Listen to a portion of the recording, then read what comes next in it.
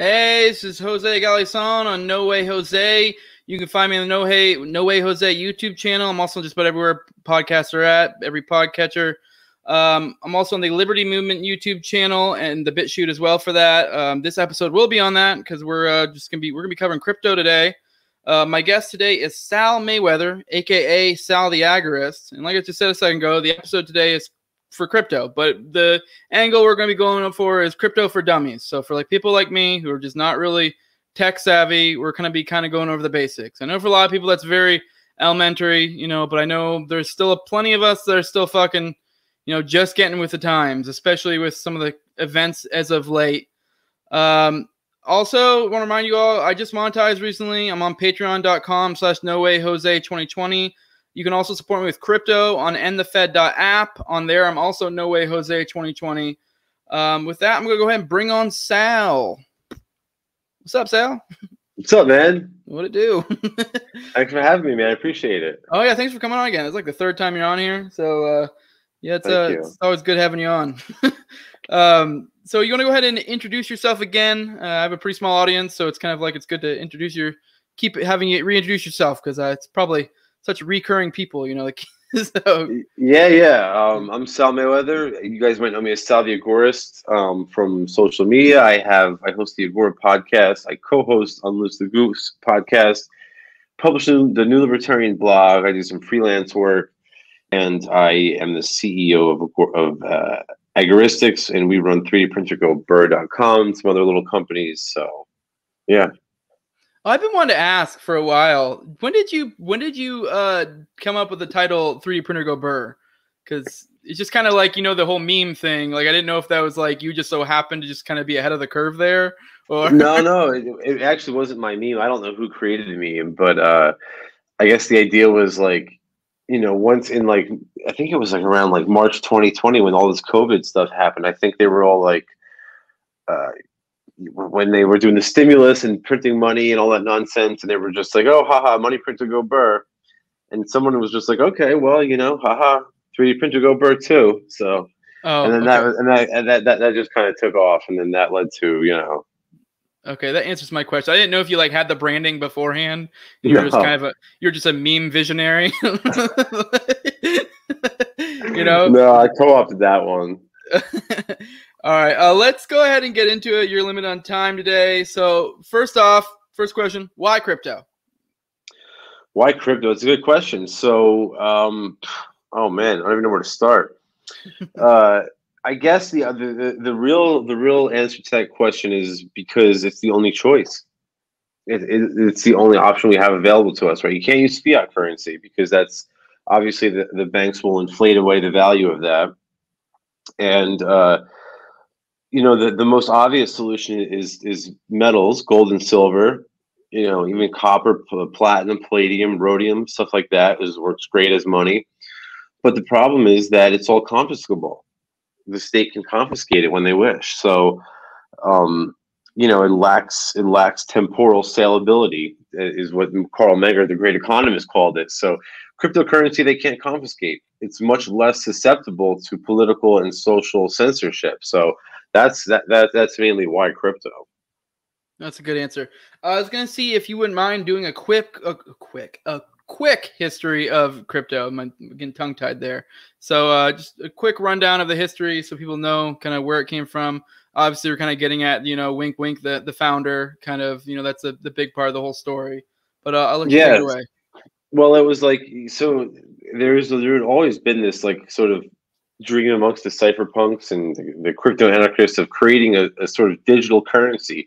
Sam Konkin even spoke about it way back when, before it was even really a thing.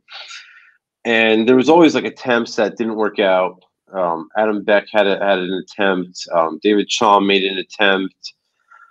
Lots of different people tried. There was different like Hashcash, and I think like DigiCash was another one. All kinds of weird choices. But none of them actually worked out. For some reason or another, there was always a problem with the code or the cryptography or the structure of the network. There was always an issue. And Satoshi in 2008, when he released the white paper, sort of, and of course I'm skipping over a lot here, but Satoshi basically solved all of those problems in one fell swoop, and that was the genius of the white paper. That was 2008, and no one really knew what it was for at first. Like initially, it was sort of just like this kind of like sort of like a novelty that people on the internet just traded around to each to almost like Dogecoin or something like that. Where you actually nowadays Dogecoin actually has monetary value. So I shouldn't even say that. Something like even more ludicrous. It was just like as a joke. You would just send it to your friends and whatnot. To the moon. And then yeah, exactly. And then Ross Ulbricht came up with the Silk Road, and then that really changed everything because now you can actually. Ross showed us what you could use it for. Right now that when you have a peer-to-peer cash that can enable secure transactions amongst individuals who are not face-to-face without the need for a third-party intermediary, that really changes the game because now you can have digital commerce and e-commerce without needing banks or PayPal or Visa or anything like that. So that was really a huge moment in the history of Bitcoin, was the Silk Road. That's really what gave Bitcoin the utility that Mises and Menger spoke about when they talk about the need for utility in a commodity in order to become money in regression theorem. That's what they were speaking about. So Ross gave it utility. He showed us what we can use it for, and then the network grew and grew and grew. And we all knew it too, I got in probably around 2013, and we all knew that it was gonna blow up simply just because the bank will inflate forever, and eventually the network got so bogged down as it grew and grew that it became unusable. Right, this is about 2017. Bitcoin hits all-time highs. Well, at the time, they were all-time highs. It was we hit like $20,000 per Bitcoin. But the problem was the transaction fees were astronomical. Right, to send a Bitcoin or a piece of a Bitcoin from one address to another became cost prohibitive, and that limited Bitcoin's use as a medium of exchange, as a money. So some people decided what we're going to do is we're going to raise the block limit, right? So you can think of a block almost like a stack of checks, and however many blocks you could fit in there, well, that block goes to a miner, and the miner will verify that these transactions, these checks did occur, and then that block gets chained onto the next block of checks. Well, as you can see, like you can imagine that, and with that analogy, if you have just a few checks in each block, the network can become very congested. But if you increase the size of the block, if you increase the amount of transactions in the block, the amount of checks, then the network can sort of flow more smoothly. That's what some people did, and they created Bitcoin Cash. Bitcoin Cash, in my opinion, this preserves the peer-to-peer nature that Satoshi and Ross really stressed. And here we are today. Now, of course, we splintered into a million different cryptocurrencies. There's a version of Bitcoin with even more bigger, more giant blocks, BSV, which enables a whole new set of possibilities. They're talking about a metanet and so all sorts of crazy stuff, which we can get into if you'd like. But now we have this whole, to summarize it, it's where we are today. We have this sort of like really blossoming sort of ecosystem of a million different cryptocurrencies, all serving a different purpose and catering to a different community. And I just think it's wonderful that we have this competition that in the currency market, because this is what Friedrich Hayek, the economist, spoke about in his piece. I believe it was called like the denationalization of money, where he spoke about the need for competition amongst currencies, and hopefully the idea is that we can achieve that with crypto. So that's sort of the backstory, and that's sort of where we are today. Spooner actually did some writing on that too. I mean, in some of his not so famous writing, I remember him talking about competing currencies at the time. When it was, shit. Yeah. So I mean, I've kind of gone into the down the rabbit trail with Spooner before. Okay. He's just, I don't know. I enjoy reading him. I just thought that was a fun aside because it's kind of like a history rhymes type thing. So you kind of see. Yeah, it's interesting to see. It's interesting to see how many old school people spoke about the need for freedom in money. Yeah. I kind of want to comment too. I didn't realize that it was 2008 that Satoshi did that. It's kind of crazy because it's like I graduated in 09, so like October Yeah. 30th 2008, No, October 30th or 31st. it's like what it's already cracked 40K at some point, so it's I We're don't up know. to 40 47 or something like that. No, it's wild. All right, I figured it'd probably be good to define terms, and we'll kind of start there. I'll kind of run through, and then after we run through some, you probably might have some terms that maybe I should have brought up. But let's start out with crypto, and I know crypto can mean cryptography or cryptocurrency. You could define either, or just crypto generally. But so what does crypto mean to you? So to me, it's cryptography. Crypto means cryptography, and that could refer to cryptographic currencies or, you know, encryption or all sorts of things. Crypto anarchism is a much wider field. Cryptocurrencies is just a smaller subset of crypto anarchism, really. All right, good. Block. I know you touched on it a little bit, but I'll give you a chance to define it a little more specifically. I would honestly just stick with that analogy. The best, easiest way to understand it is sort of a stack of transactions, a block of transactions that miners have to verify in the Bitcoin network. And while I'm not super nerdy, I've kind of had it explained to me before. Obviously, like I said, I'm a tech idiot, but you can almost look at it as batches, right? Tell me if I'm wrong. Like when it comes to, I know I've interacted with certain, tech things before where they will pull things in batches. Like So that could be one way to look at it, right? Yeah, batches or like a block of transactions. Like I said, just to go over that analogy one more time, maybe I can flesh it out. I think like if you really think about it, like if you have a stack of checks and then like I said, the miner has to verify, like almost like a bank would verify that those checks are valid.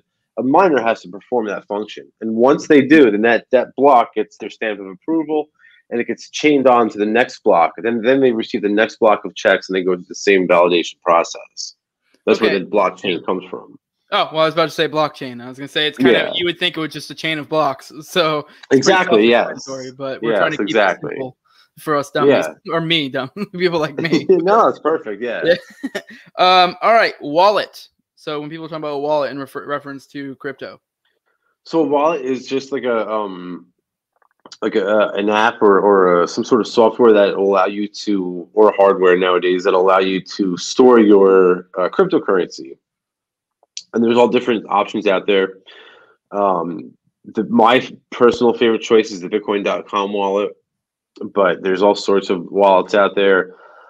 That's great for BCH. If you're into BTC, then Breeze makes a great wallet for iOS, but do your research. Depends on what phone and what platform you're looking for and what cryptocurrency you're trying to use.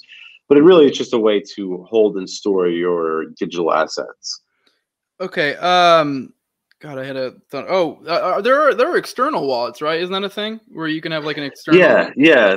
Those are the hardware wallets. So you get like Trezor, Ledger, Cold Wallet, and so I think it's something like that. But they're like hardware USB devices that you can like literally just stick the crypto on your USB card and just stick it in your safe, and that's that. Yeah, and that would be more for the purposes of people really engaging in the Agora. That's kind of what my understanding. Yeah. Yeah, well, if you're holding large sums, it's useful and it gives people a sort of sense of like security. I'm not sure. I'm not really. It's not my thing, honestly, to hold the hardware wallets because then you're dependent on a sort of technical device to get those coins. So yeah. Address. So an address is it's almost like your account number, your bank account number, but it's almost like your wallet address. It's a string of 16 digits. Characters, I should say, letters and numbers, capitalized and uncapitalized.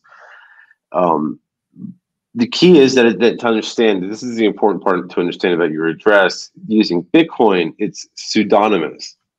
So it's almost like using a pen name. But if the feds or the police can tie your wallet address to you, then they can connect you to those transactions. But if, for example, in like a Monero, which is a private and a privacy coin, it's much more. It's an anonymous chain.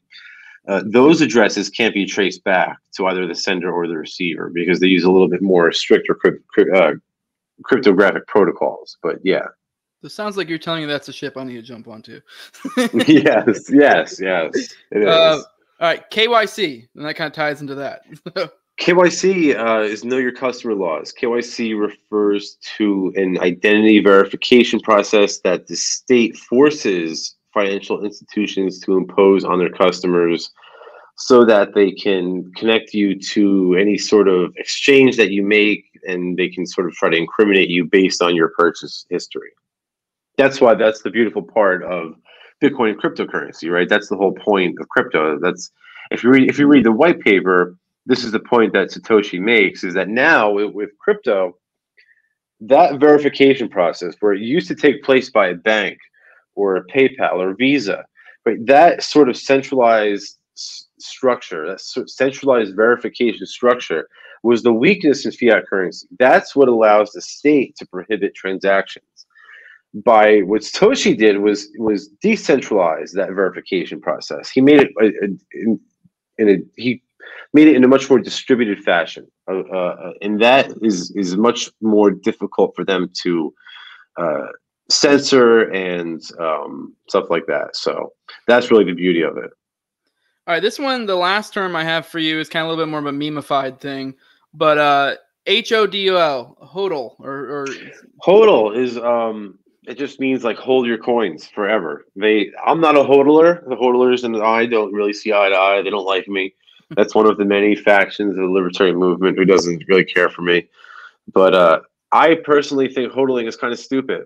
You aren't going to end the Fed by buying a bunch of Bitcoin and sticking it underneath your mattress. That's not money. Right, you can do that with a Picasso. You can do that with a real estate or a car. If you just want to store your assets somewhere, there's plenty of different options to do that. The point of cryptocurrency is to use it as a medium of exchange. Right, we want to, as agorists, basically the idea is this: we look at the state and we say, okay, the biggest problem with the state, right, is sort of the nexus of their operation is the Federal Reserve. And if we can stop the Fed, well, hell, that's more than half the battle, right? And as agorists, we say, well, how do we stop the Fed?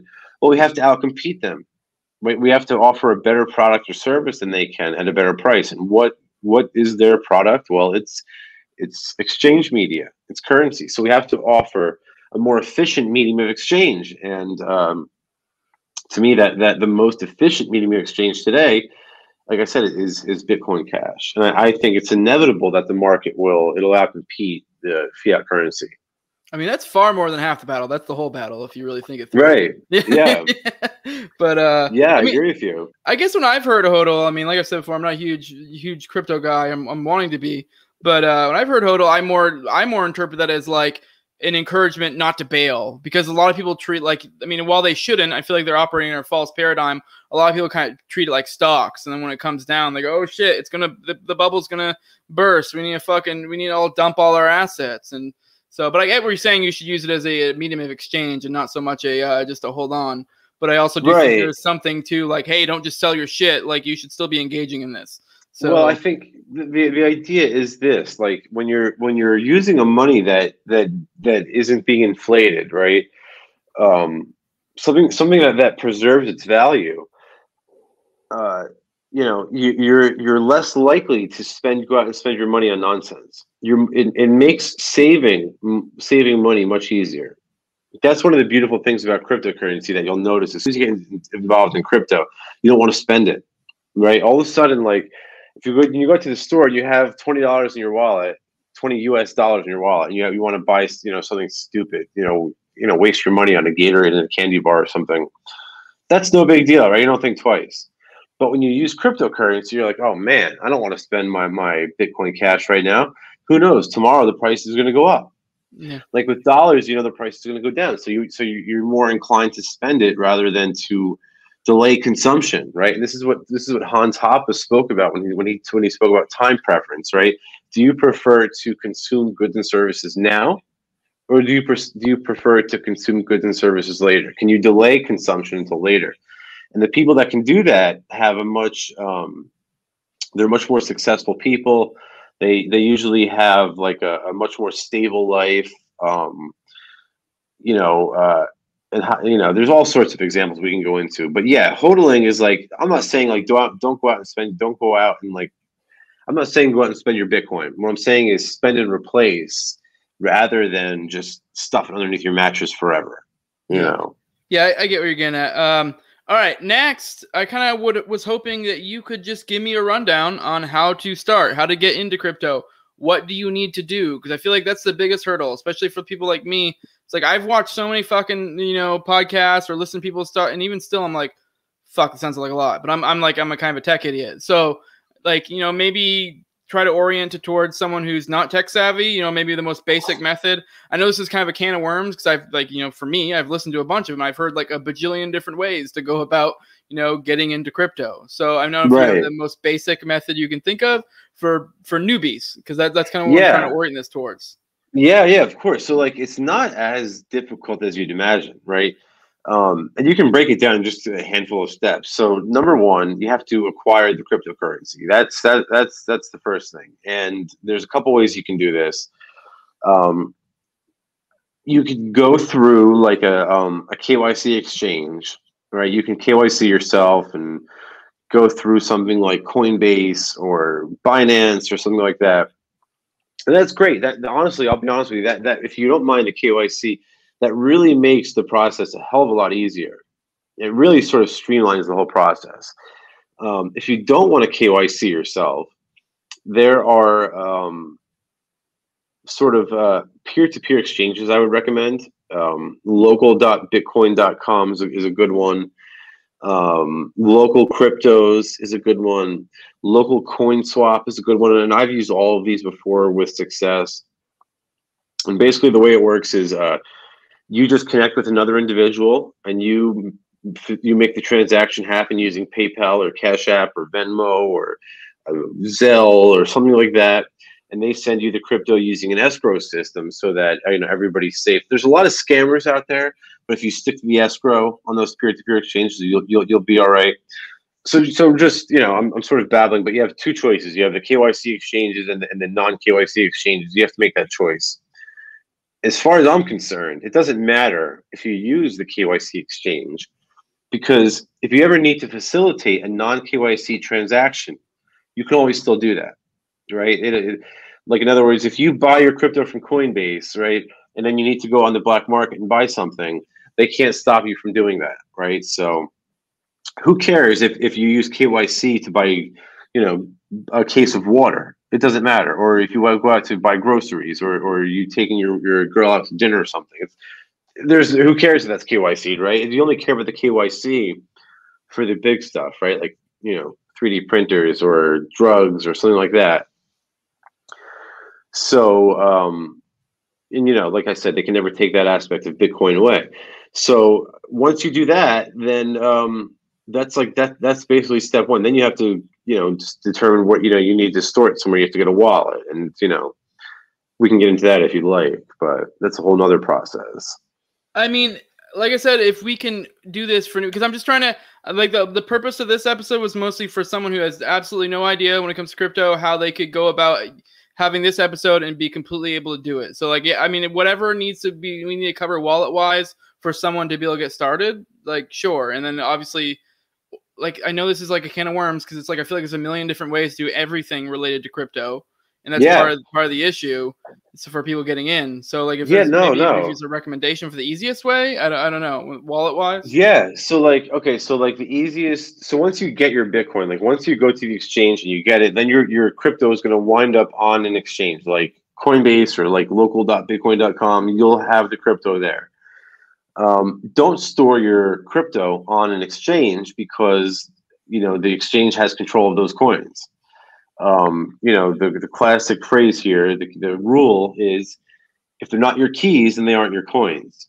Okay, so if the Winklevoss twins who own Coinbase have your keys, then that's, for all intents and purposes, that's their Bitcoin, not yours.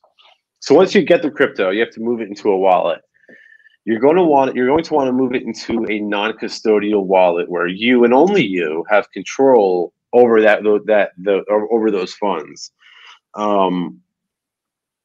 My personal recommendation is to use the Bitcoin.com wallet. I use it. It's the one I use. I love it. It's great. I know Roger Ver. He thinks like you and I do. So we have no difference in values. We're both out for the same goal. And it also enables tokenization, which is another wonderful aspect of cryptocurrency. But yeah, so like that's the wallet I would use. Like I said, there's other choices out there. Do your research. I know a lot of people use, like I said, for BTC they'll use Breeze, or Monero has their own dedicated wallet. Dash has their own dedicated wallet. There's a million different choices out there, and then of course there's the hardware wallets, Ledger, Trezor, some of the ones we already mentioned. So do your research. My personal recommendation is to go through one of the KYC exchanges if you don't care, and then transfer that crypto to a non-custodial wallet like the Bitcoin.com wallet. That's basically what I would say. Or like I said, go through local.bitcoin.com to buy it and then transfer it to the Bitcoin.com wallet. Yeah, I think it is. It's like I know one of the big things. Like I saw Bob Murphy made a tweet about it or not too long ago, like kind of teasing crypto enthusiasts and how they like always like will shit on people and be like, oh well, you're in a KYC or you're not using this kind of wallet, and it's like I feel like the first hurdle is just getting in there, and from there people can kind of make their own decisions and what works for them. They're it is. Into it, So it is, and honestly, it's not, like I said, KYC. People make it out to be a bigger deal than it is, but to be honest with you, they say, oh, well, Coinbase is going to report you to the IRS. Well, guess what? I don't give a shit. So I'm not paying their fucking taxes anyway. You know what I mean?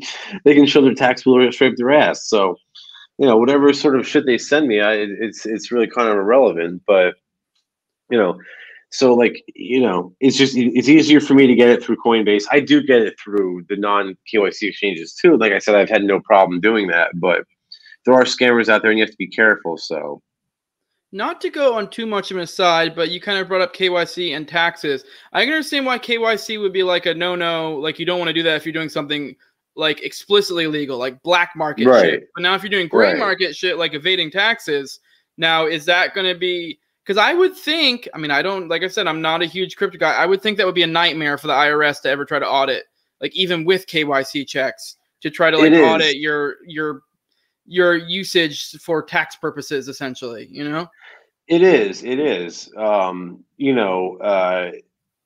thing is, like Coinbase makes Coinbase and Binance and all these really corporate exchanges now. They sort of make it like they have all the documents ready for the IRS. Okay, all right. That kind of answers my question. Yeah, right. But with that being said, though, it's like difficult for them to track the wallet addresses. Right, they're pseudonymous. So unless you're a big fish, they're not going to take the time and effort to connect you to your 16-digit passphrase. Now, if you're concealing 10, 20, 30 million dollars, then they're going to care. But if it's $100, they don't give a shit. Yeah, if you're run of the mill agorist and you just kind of are skirting taxes a little bit, I would assume you're probably okay.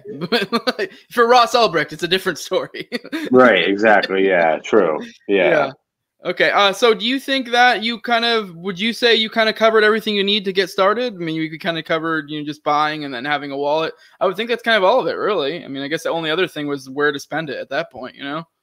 So yeah, no. Well, there's how to spend it and where to spend it. So once you have the crypto, like I said, don't just sit on it. Like use it. That's the whole key here.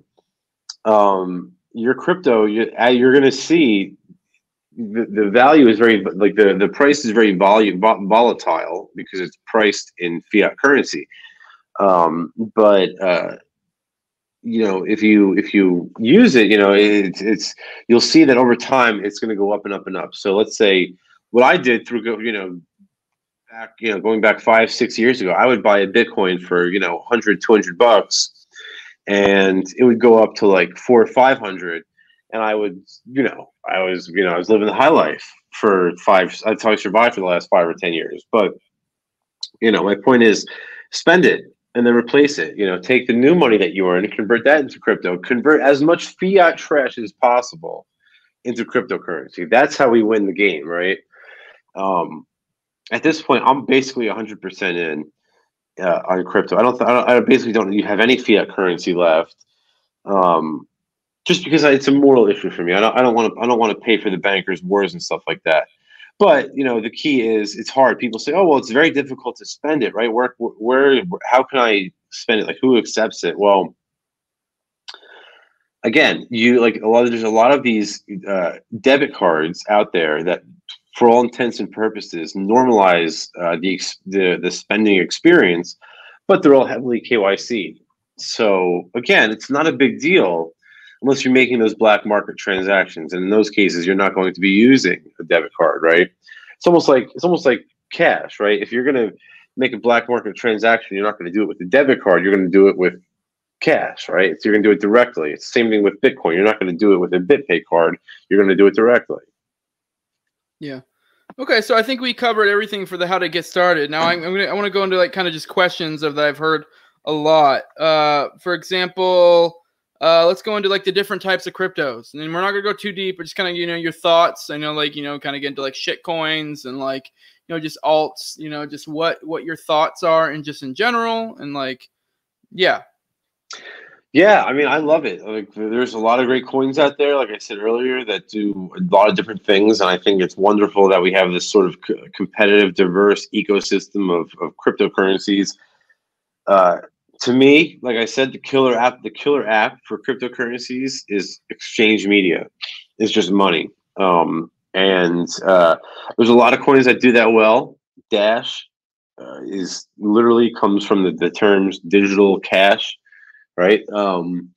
Nano is great. It's basically, free transactions, very quick transactions. It's a great coin. Monero is a great privacy coin. My buddy Jack Spirko is a fan of R, which is the sort of like the next gen privacy coin. There's all sorts of third gen blockchains out there like Apollo and Cardano, which are sort of they're not fully developed projects yet, but the idea with these third gen blockchains is that they're going to be sort of all in one blockchains, sort of a mega blockchain. BSV is a great blockchain, I think, in my opinion, because it has giant blocks that enable us to store large files on the blockchain forever. Things like books and movies and albums and things like that. So there's all sorts of great current coins out there. Those are probably some of my favorite because I think that they can function as efficient mediums of exchange. But the best of all is Bitcoin Cash because not only is it an efficient medium of exchange, but amongst the coins that I just mentioned, it's the only one that has significant retail adoption. So like all those coins work as money, but only Bitcoin Cash works as money and is accepted as money. So if you get a BitPay card or a Crypto.com card or something like that, you can load Bitcoin Cash on there, right? But you can't load Monero, you can't load R, you can't load Nano, you can't load Dash, right? So yeah, that's basically a rundown of some of the main coins that I like and why I would recommend BCH over the rest of them. Okay, we've kind of like sort of touched on it a little bit through here, but I kind of want to take a second to focus on the different block sizes. And does that matter? I've heard people saying, especially nowadays, it almost borderline doesn't matter, where basically any block size kind of gets the job done. I don't know what your thoughts are. I mean, like this is out of my league, so I'd let you tackle it. Let me know. Yeah, it definitely matters. It definitely matters. Go back to that analogy, right, of a stack of checks, right? Let's assume there's only a limited amount of miners within our network. And again, a miner is just a person who is validating these transactions. And as a reward for that validation work, they get put into a pool where they can potentially receive some Bitcoin.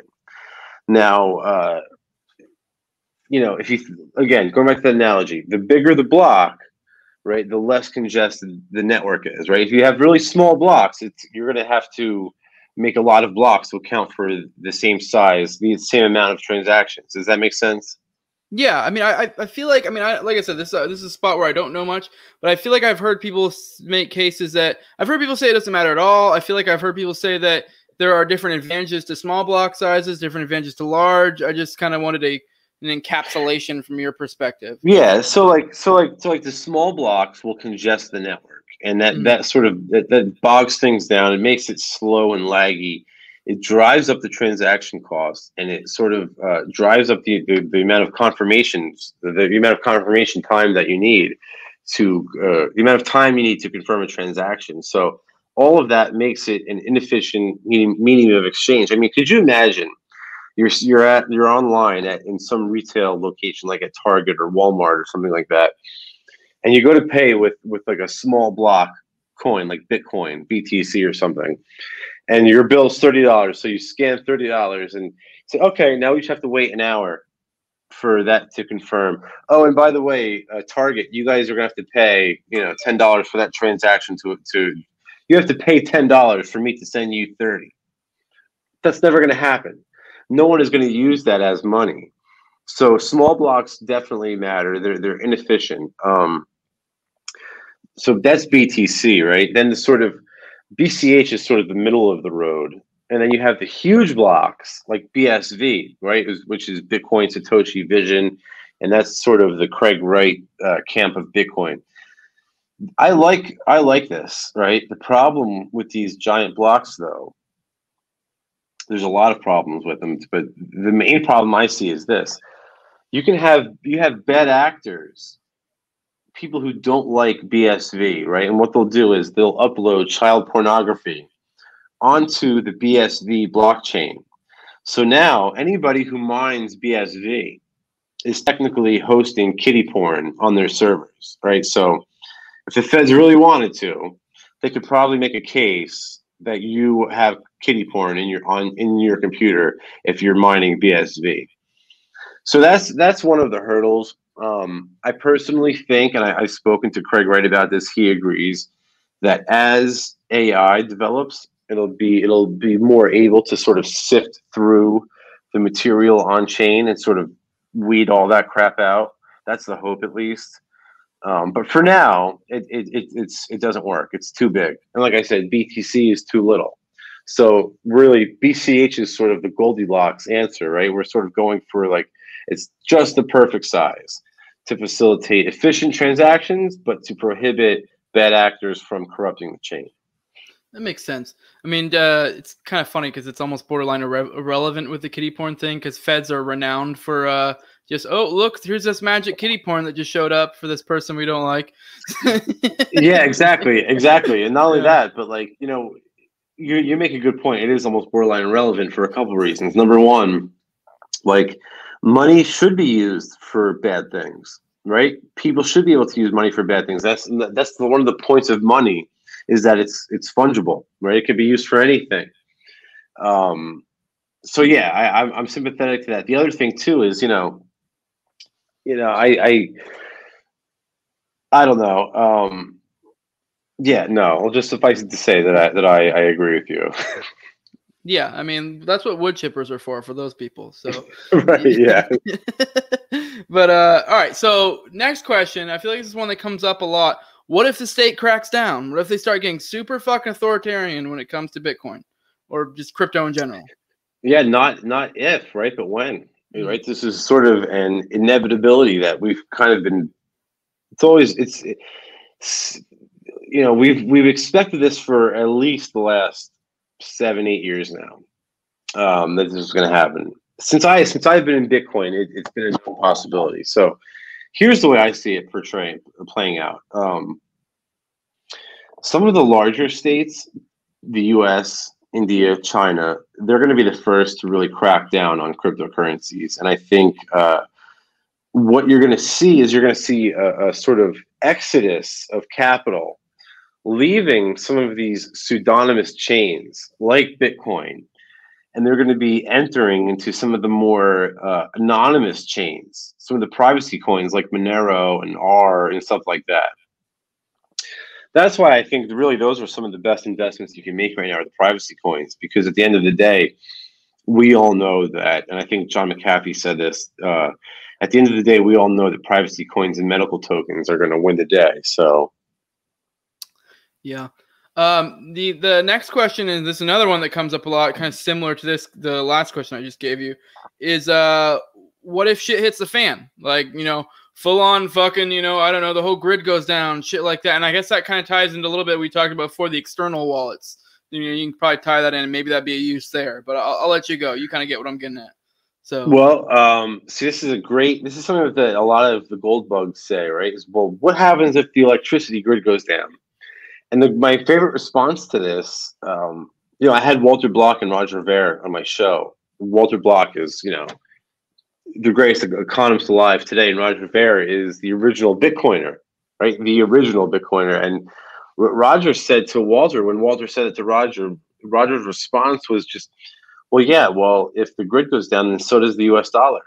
And so does all the accounting firms, you know, who are accounting for the gold vaults and stuff like that. So if the electricity grid goes down, it won't just affect cryptocurrency. It'll affect every sort of currency. So it's not a unique vulnerability among crypto. And, you know, the other thing too is, the other point on that is, as long as you can remember your passphrase, you're good. You know, in the book Bitcoin Billionaires, I believe, by Ben Mesrich, he talks about Charlie Shrem, who's another one of these old school Bitcoiners. And Charlie, I believe, has his passphrase inscribed on the inside of his wedding ring, so that, you know, as long as he has that wedding ring on, no one's ever going to get his passphrase. You know what I mean? So if he ever needs it, he can take it off and look at it, you know. So there's all sorts of ingenious ways, but, you know, the best way is if you can just remember it. If you can put 16 digits in your head, there will be no record of it, and they can never get it from you. yeah, and I know, I feel like it's kind of naive. I know a lot of people are super doomers, but it is kind of ridiculous to think that it's ever really going to go down for that long. And it's like, it's going to come back up. And then I don't even really understand Bitcoin or crypto that well, but I know that it's not something you can just take down. Like, it's just there. And there's even satellites in space mining crypto right now. So even if all the electricity on Earth went down, those satellites still beaming around us are still going to be broadcasting the blockchain down onto Earth. So it would really take a hell of a lot to shut down the Bitcoin network. Yeah, it would have to be like Armageddon type shit. It would be like, because I mean, it would have to be a point where it's such a prolific event, it's knocking humanity back to a previous age.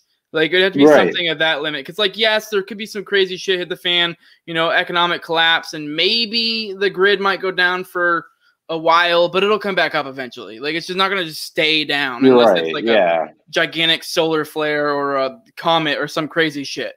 I totally agree with you. It would have to be an extinction level event to corrupt the network. And your fucking what currency you're using is going to lead to your problems at that point. So exactly, yeah, right, yeah. You got a comment to worry about, right? Yeah. All right, next question, and this will probably be my last one. All right. A lot of people know, like, when it comes to currency, like, what determines a good currency. I think Rothbard went to this a little bit. What determines a good currency is something that has value behind it. So that's why gold and silver are good, because they have alternate uses, and they're also, like, rare.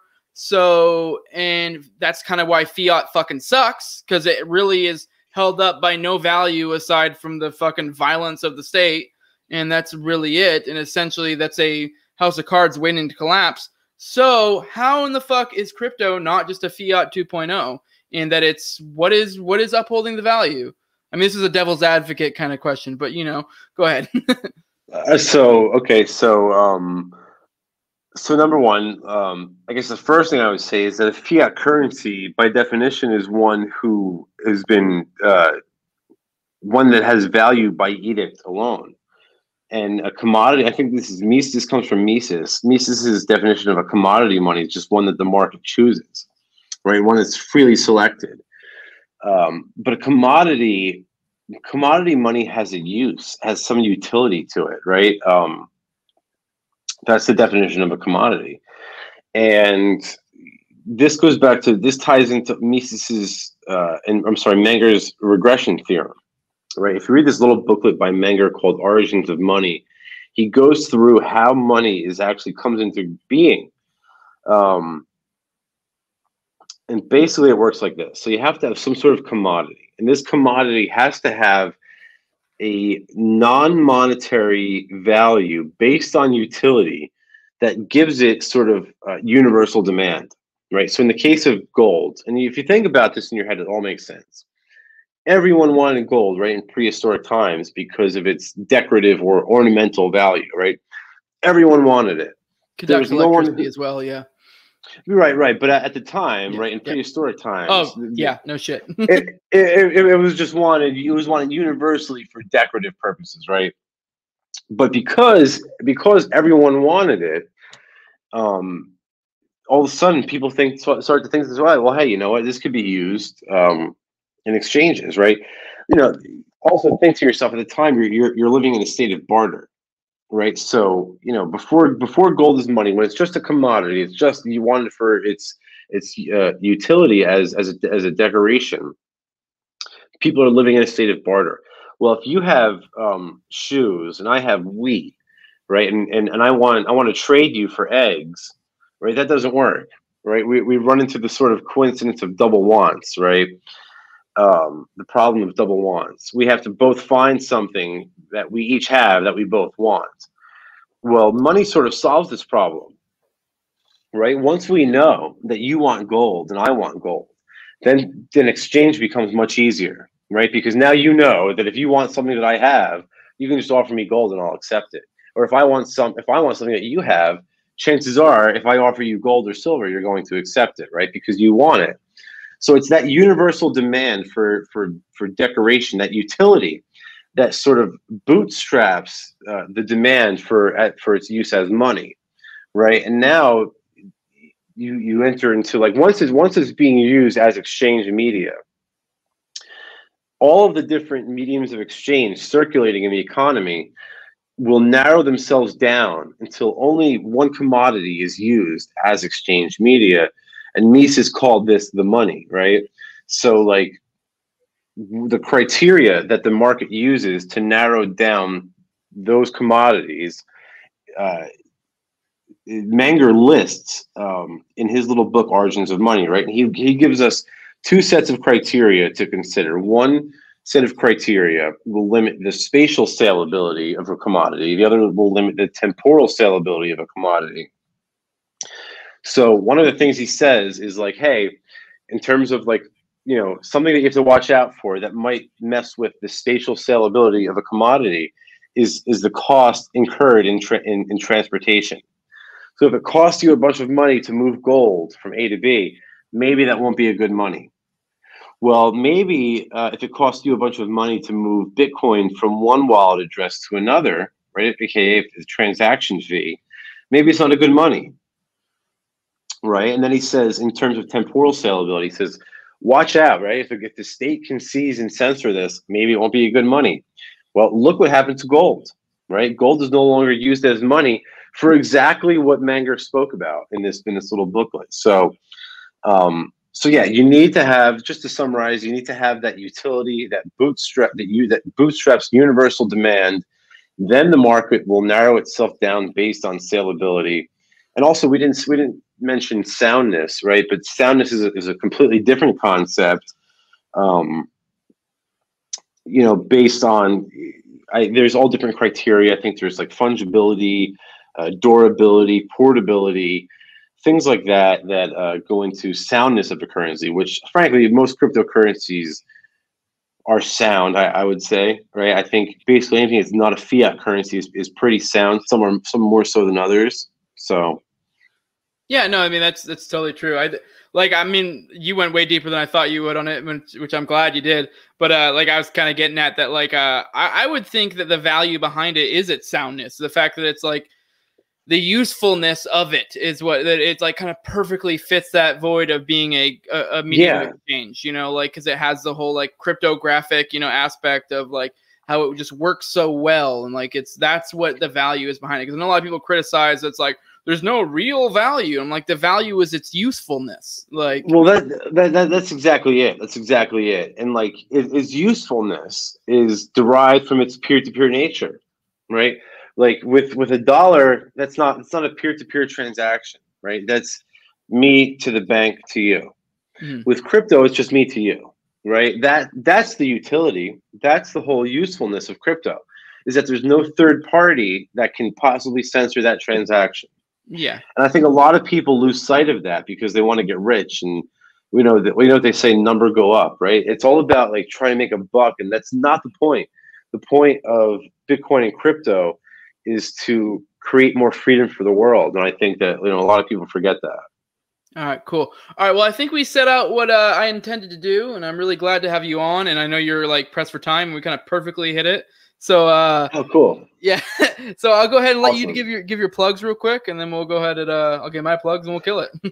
Yeah. Salviagoris.com. That's where you can find all my stuff. Again, follow me on social media. I'm at Sally Mayweather or Sal Mayweather, depending on whatever social media platform you're on. I'm probably there as well. And check out 3dprintergobur.com. That's BRRR.com, where you can buy 3D printers and 3D printing supplies for cryptocurrency. Yeah, and I'm on No Way Jose YouTube channel. I'm also on everywhere audio podcasts are at. Also on the Liberty Movement YouTube and BitChute. Keep in mind, the Liberty Movement's also on Facebook and MeWe. Go check them out. All this stuff will be in the video description, along with Sal's stuff. Contact me at the Liberty Movement Global at gmail.com. Give me fucking money because I like money. So hit me up at patreon.com/NoWayJose2020, or give me fucking crypto, which is kind of makes sense for this episode, at endthefed.app. I'm also No Way Jose 2020 on there. And with that, like, share, subscribe, comment, all that good stuff. Deuces. I really appreciate you coming, Sal. It was a good time as always. Thank you. Appreciate it. All right. See ya.